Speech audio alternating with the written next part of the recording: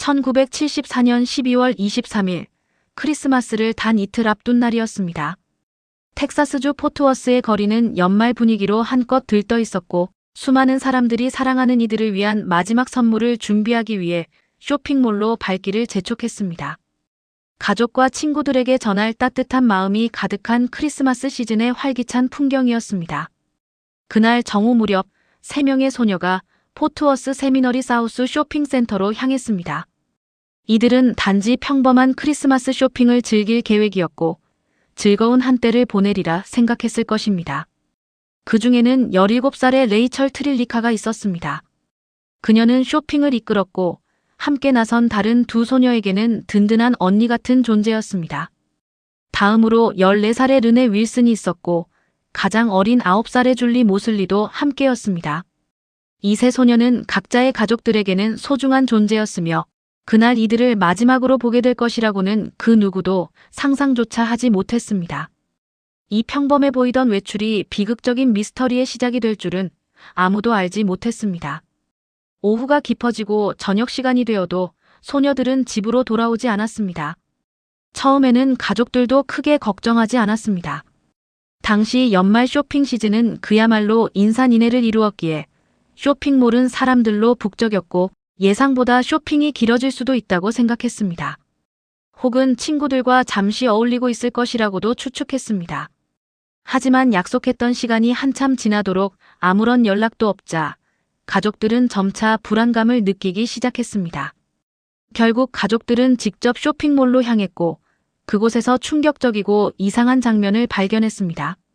레이철이 운전하고 왔던 차량이 쇼핑센터 시어스 백화점 근처 주차장에 그대로 주차되어 있었던 것입니다.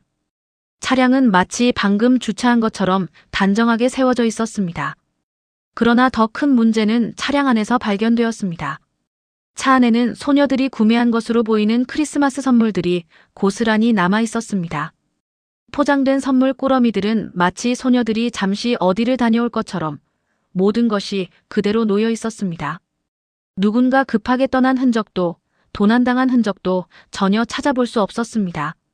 지갑도 그대로였고 차 안에 있던 다른 소지품들도 전혀 건드려지지 않은 상태였습니다. 차도 그 자리에 있었고 선물도 남아 있었으며 돈이 들어있는 지갑마저도 사라지지 않았습니다. 이처럼 모든 것이 그대로였는데 단 하나, 3명의 소녀만이 감쪽같이 사라진 상태였습니다. 가족들은 밤새도록 쇼핑몰의 구석구석을 뒤졌습니다. 혹시 친구를 만났을까? 아니면 다른 출구로 나갔을까? 하는 온갖 희망과 걱정을 품고 수많은 사람들에게 소녀들의 사진을 보여주며 행방을 물었지만 세 사람은 어디에도 없었습니다.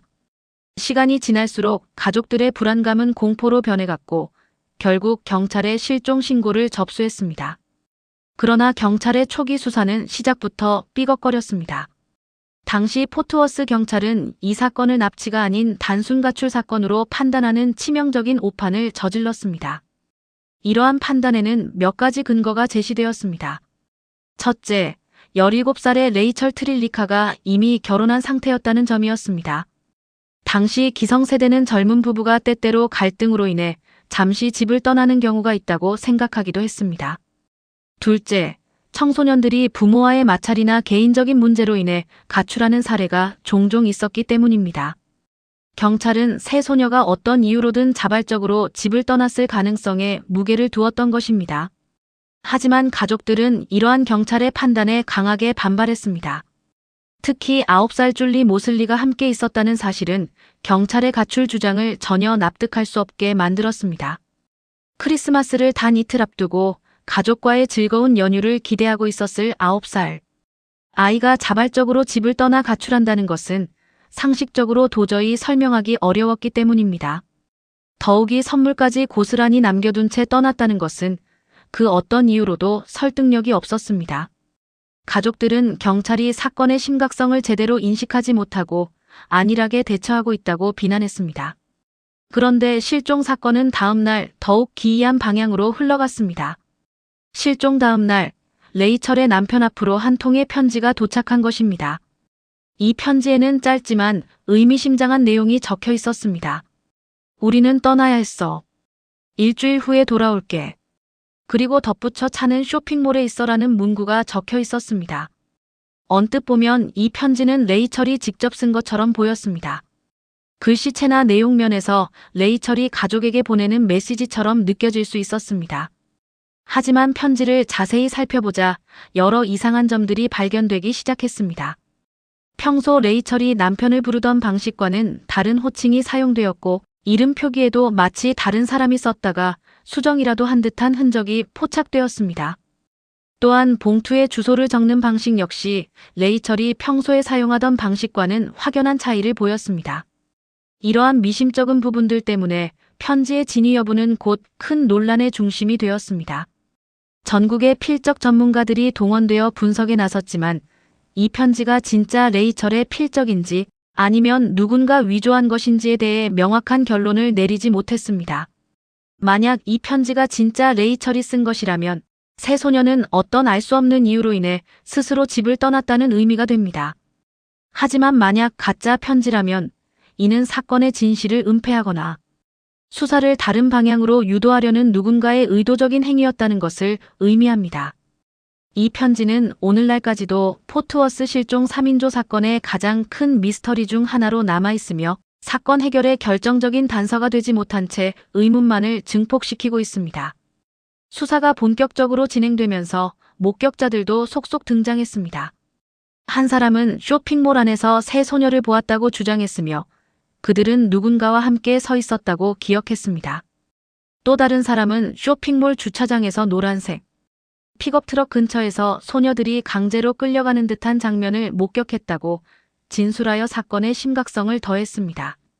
수년 뒤에는 또 다른 남성이 당시 주차장에서 한 소녀가 강제로 벤 차량에 태워지는 장면을 목격했다고 증언하기도 했습니다. 이처럼 여러 목격자들이 나타났지만 이들의 증언은 서로 엇갈리거나 구체적인 정보가 부족하여 어느 것도 결정적인 증거로 이어지지 못했습니다. 경찰은 목격자들의 진술을 토대로 수많은 가설을 세우고 조사를 진행했지만 소녀들의 행방에 대한 명확한 단서는 얻지 못했습니다. 경찰은 사건 해결을 위해 수천 건에 달하는 제보를 일일이 조사했습니다. 사설 탐정들도 이 사건에 투입되어 미스터리를 파헤치려 노력했습니다. 텍사스주 곳곳의 광활한 숲과 하천, 드넓은 들판이 대대적으로 수색되었습니다. 익명의 제보가 들어올 때마다 경찰과 수색대는 희박한 가능성에 기대어 외딴 지역을 샅샅이 파헤치기도 했습니다. 때로는 수색 도중 인골이 발견되었다는 소식이 들려와 가족들을 비탄에 빠뜨리기도 했지만 확인 결과 모두 새 소녀와는 무관한 다른 사람의 유해로 밝혀졌습니다. 새 소녀와 직접적으로 연결될 수 있는 흔적은 단 하나도 발견되지 않았습니다. 실종된 소녀들의 유류품이나 시신은 물론 그 어떤 신체적인 흔적도 찾아볼 수 없었습니다. 시간은 무심하게 흘러갔습니다. 1970년대가 저물고 1980년대가 지나갔으며 2000년대에 접어들어서도 이 사건은 여전히 미해결 상태로 남아 있었습니다. 수십 년이 지나도록 아무런 진전이 없자 경찰은 새로운 수사팀을 꾸려 사건을 재검토하기 시작했습니다. 베테랑 형사들은 오랜 경험을 바탕으로 당시 소녀들이 낯선 사람에게 납치당했다기보다는 자신들이 알고 신뢰하던 사람, 즉 지인과 함께 자발적으로 떠났을 가능성이 높다고 판단했습니다. 낯선 사람에게 강제로 끌려갔다면 저항의 흔적이나 소음이 발생했을 가능성이 크지만 그런 정황이 없었던 점에 주목한 것입니다. 이는 소녀들이 아는 사람의 차를 타고 이동했을 수 있다는 추측으로 이어졌습니다. 하지만 그 아는 사람이 누구였는지는 끝내 밝혀지지 않았고 이 가설 또한 미스터리의 한 조각으로 남게 되었습니다. 2018년에는 이 사건과 관련되었을 가능성이 제기된 차량 2대가 텍사스의 한 호수에서 인양되는 놀라운 일이 있었습니다. 오랜 세월 수면 아래 잠겨있던 차량들이 혹시나 감춰져 있던 진실을 드러낼지도 모른다는 기대감에 많은 사람들의 이목이 집중되었습니다. 가족들은 물론 사건에 관심을 가지고 있던 모든 이들이 오랜만에 희망을 품었지만 안타깝게도 그 결과는 또다시 허무함만을 안겨주었습니다. 인양된 차량에서는 사건과 관련된 어떠한 증거도 발견되지 않았습니다. 물속에서 수십 년간 부식된 차량은 그저 오래된 폐차일 뿐이었고 실종 사건의 실마리는 여전히 오리무중에 빠져들게 되었습니다.